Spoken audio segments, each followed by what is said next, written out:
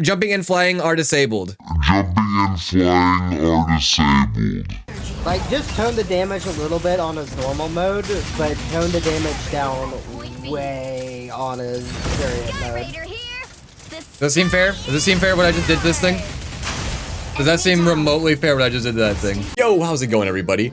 Today we're gonna be covering the test server for season 2. I was part of a select group of content creators who are able to check this out and kind of give some feedback on the new strikers, the new custom striker, the ace pilots, and just a whole bunch of stuff that we're gonna cover today. And well, I'm just gonna tell you right off, Mikillja is a problem. Like it is a problem right now. We will go into it, but just check out this quick compilation. I'm just gonna chase after you with melee. You just backpedal. All right. The dash is insane. That's silly. Like Inferno, bro.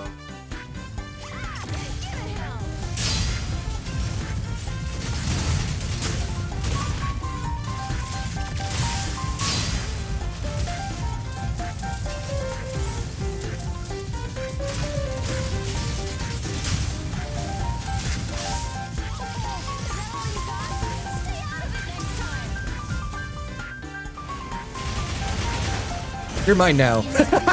Oh man, you can lance grab them and then lance again? No! No!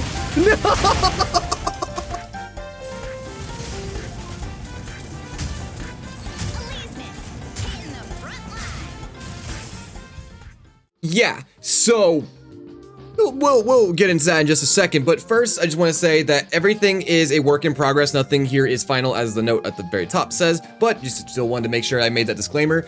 Here in the background though, we have the Inferno custom, and oh my god, is it good looking. It is very, very, very Epion coded. It's doing things for me, I'm not gonna lie to you. I love the way this looks, and it is got the green effects coming out of everything, and these parts right here. It very much reminds me of Gundam 00 and even Witcher Mercury's kind of energy flow that was happening in the legs, or the permit score that you would see behind the clear, I don't know what material it was, but man, does this thing just look so good. The pilot, she is, I'm a fan. We have the same haircut. I just haven't shaved mine in a while, but we have the same haircut. She's kind of a baddie, I'm not gonna lie. I have a feeling some of you are going to take quite the interest in this one. Can't imagine why. But let's move on to the Tricera custom. All the people who didn't want the twink and wanted the beefcake, here you go. Where you will have the most wholesome man you have ever met. And I'm telling you right now, if you execute Charles, you have no heart.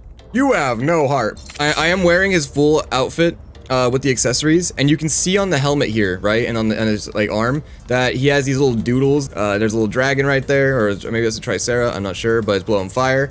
That's all from the kids in this picture. All right. Oh. More gunslinging. Ah, happy birthday, Chad! So adorable. The man is so wholesome. You can't be executing this man. Now, while I will never see myself playing Tricera, the actual design of this is so clean. I really enjoy just like all the new angles on it. The head of it looks more like a Triceratops now. Now, I'll show it off in a minute in training, but the shields that would be popping up with this actually look very Kshatriya-like. Now, funnily enough, in my Discord, we've been having watch parties and going through 86 recently, and I gotta say, this actually really reminds me of the enemy forces in 86, especially when it's in this turret form here. I mean, just like, when you look at this, if you've ever seen the show, I think you'll get exactly what I'm going for. Now, as for Elise's, the new airdrop weapon skin is more than that. I mean, it changes so much on this thing and is going above and beyond, and there's just like really sick galaxy like effects happening all around each and every part of these new weapon skins that they're putting out, and they look amazing. Just for the sake of time, I won't go over every single one that they have made today, but just know that each of them have a very galaxy style design. All right, now let's talk about the elephant in the room, because Mackilia is genuinely going to be a problem if there aren't some major adjustments to this thing. Like, some of us are genuinely worried that this might not be fixable by the time season 2 starts, because let me just show you. Anyone who's remotely playing a lightweight character, you cannot get caught by this. You are guaranteed dead if you are caught. And I'm not remotely joking. If you are a Lumine, a Stellaris, a Falcon, a Narukami, and basically most others will be more than likely killed within a short span of time of what happens after this. Let me just... Falcon. I hate to do this to you. You are my son, but I gotta do this to you. Mackilia. Let's just go over the kit as a whole right now. In its biped form, we can brawl. We can do a 3-piece combo that does that much damage. Yeah. On top of that, we have plasma laser shotguns with insane range.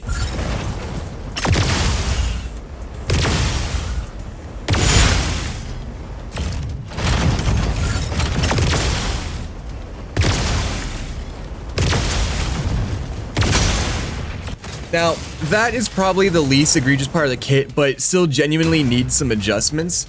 On top of that, we have the chariot form, which allows you to go into this. Does not cost any energy to stay in this form, and this thing makes you move so fast that I'll show it here in a second, but you can literally just keep backdashing, and you will outpace melee.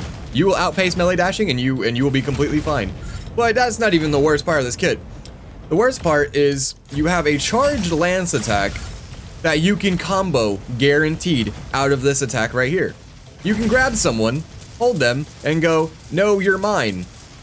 Lance them guaranteed, fire a rocket punch, and kill them if you're a Falcon. That was the least extreme version of this combo. It gets crazier, because not only can you grab someone and lance them, you can grab someone, lance after you throw them, which also does direct damage. So let's just repeat this real quick. So instead, I'm gonna grab him, I'm gonna toss him this way, immediately let go of my attack, and I still have my 2 rocket punches, which, by the way, you can use preemptively to stagger the enemy to make sure that you do get that grapple on them. Are we seeing any inherent issues here currently? Cause yeah. So let's say I want to make sure. Okay, first then, stagger. Oh, grab them. Throw and launch.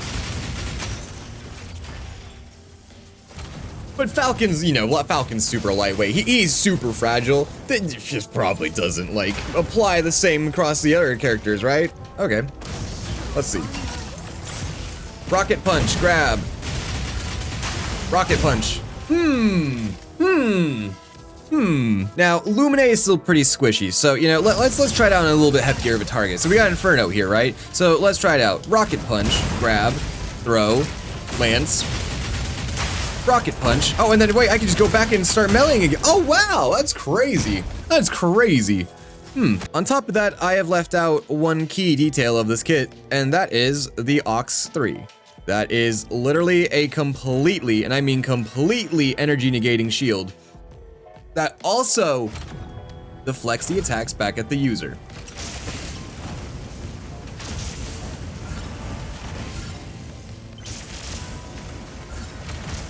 As you can see, I'm actually a bit squishy, but I also have the Fortress form that has 4 layers of Tricera style shields that can parry an excessive amount of energy economy and the ability to stay in this form indefinitely because it doesn't consume energy. For some reason, this hover form does not consume energy. My lance, when you charge it, if you want to call that this, also does not consume energy except for that inherent first part. And then you can just do this. You know, and someone with Ox 2 or Ox 3 like Inferno and Serenith will be able to break away. But then once you catch him, I mean, so what? Then you go bam. And then you rocket punch, and then you rocket punch, and they're dead, and you win. This thing is so ridiculously overtuned in every facet. I just genuinely don't understand how it got to this point as broken as it is. I genuinely don't. I'm wondering how this could be allowed. Because this is just so strong.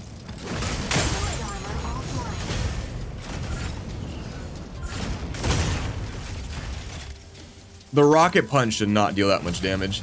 Now, and you might think, well, this isn't like training and stuff, like, we haven't seen any settings. We did actually practice with this. I'll throw some clips up as well, but this thing it's too much.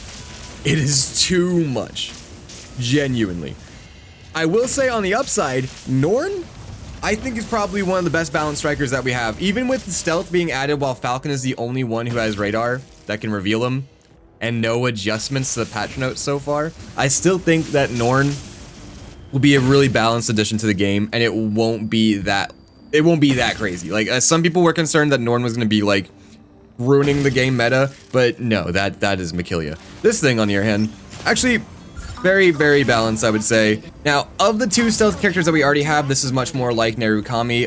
If you are shot while your stealth is going, you will have the purple outline revealed, but your FCS won't be able to be locked onto. Now, something to note about the arrows here. If you fire one shot, of course, it's going to consume one arrow. However, if you do a fully charged shot, this will fire 3 arrows while only consuming 1 still. While it's reloading, you can also swap to your explosive arrow, fire the volley of 3, and have it reloading in the background. Because of how this works, I would definitely recommend having a reserve of at least one of your other arrows. That way, if you are reloading, you can just continue the DPS basically endlessly. With the cooldowns and everything, there is no reason you should ever be not firing arrows if you are paying attention to someone. At every moment of every second, as long as you are being on top of your uptime, you should be able to swap in arrows, throw different things out, and do all sorts of nonsense that still get it to where you are dealing a load of damage. In the right hands, I think this will be a very oppressive force because you can keep your distance, you can fight up close, no matter what, it's just going to be an onslaught and an endless volley of arrows that never leaves you alone if the person actually micromanages their resources just right. Now, real quick, I did want to show that Luminae's weapons are a pair. They are not going to be something that you have to get separately anymore, but the purple galaxy black hole theme that is happening this season is so cool looking, and I am all for it. Like, I love the way this looks. The animations around the weapons themselves are sick. Just like, I love everything about this. This is so clean. I love how much like effort they put into the visual department, just a presentation of these things. They never hold back on this. Now, I want to give my overall thoughts on season 2, and my main issue right now is that Mikillja just feels so oppressive that it completely diminished all the other excitement I had for every other aspect. I love these striker customs for Inferno, for Tricera. Both the pilots are awesome looking. The overall aesthetic and the theme with the galaxy, both weapons and patterns is beautiful. The presentation, top notch as always. Like, they always go above and beyond in that regard. But I don't understand how Mackilia was even allowed to remotely achieve this state of oppression, this much power. And I can imagine this is demotivating for not just me, but others who are just like, why would I play these strikers that require so much effort, so much technical knowledge and like ability, when I could just play something as brain dead dumb as Mackilia and get guaranteed 0 to 100s, if not mostly killing the enemy's health altogether in a short little burst. This thing needs its damage addressed. The sheer inability to do anything about the CC in its bubble, the inability to break anyone out of it unless you stun Mackilia is just, I don't understand how this was allowed. On top of this, some of just the inherent mechanics of it just seems so weird, both from a mechanical standpoint and a lore standpoint. The fact that this like pitiful little toss does so much damage to your striker when I can down slam from the heavens and not receive a scratch on my striker. I am just honestly baffled by some of the decisions that were made for this striker. Like, I don't know how someone thought that something this oppressive with this much CC or crowd control was okay. The only chance you have is if one of your allies is actually paying attention to you and has the ability to stun this thing. I really hope some serious changes are made to this because I fear for what this would do to the game's health. I feel bad that I'm being such a downer on this because I really was excited, and I'm very appreciative of this opportunity to be able to check everything out, and I'm very glad I had the ability to be like, this is too much before it drops. But yeah, it's concerning to say the least. To say the least. I do hope that some drastic changes are made for this thing. Honestly, I would even be okay with this striker and this striker alone getting delayed until it has a proper rework. It is that overtuned. But in the meantime, I will say Norn seems like an extremely fun striker that I think a lot of people will like. I think that the stealth on it is not too broken. It's not like Narukami Bubble where it just feels uninteractable, and I'm still waiting to see if we're gonna actually get any balance adjustments to the overall game, because right now it just seems like bug fixes and additional content on there, and like the double mission tokens on the weekend, things like that were kind of introduced, but I've still yet to see any balance changes in the patch notes. And with that in mind, I just want to say I think Alphard still needs some adjustments on his energy economy, especially when he redlines on the mobility kit, and Narukami's bubble is a bit ridiculous. The toggle cooldown on that needs to be made to where it doesn't perfectly counter Falcon's radar. You should not be able to, on reaction time, see a Falcon Radar go up, put your bubble up, see the Falcon Radar go away, put your bubble away, and have your cooldown come back before the Falcon Radar, when that is his only means of revealing you. I don't understand the adjustments made to the bubble. I wish it was still like in the beta, where the bubble was just like a shield, like Hurricane style, while camouflaging you. But outside of that, just again, I'm very appreciative of this opportunity. But yeah, we need some changes. If you do want to come through for the streams, I am live most nights between 6:30 and then usually till I can't go any longer. But outside of that, I still am excited for season 2. I really hope they make the adjustments that are needed. Outside of that, just thank you so much to everyone who took the time to watch this. I hope you guys have a wonderful day, and yeah, take care. Peace.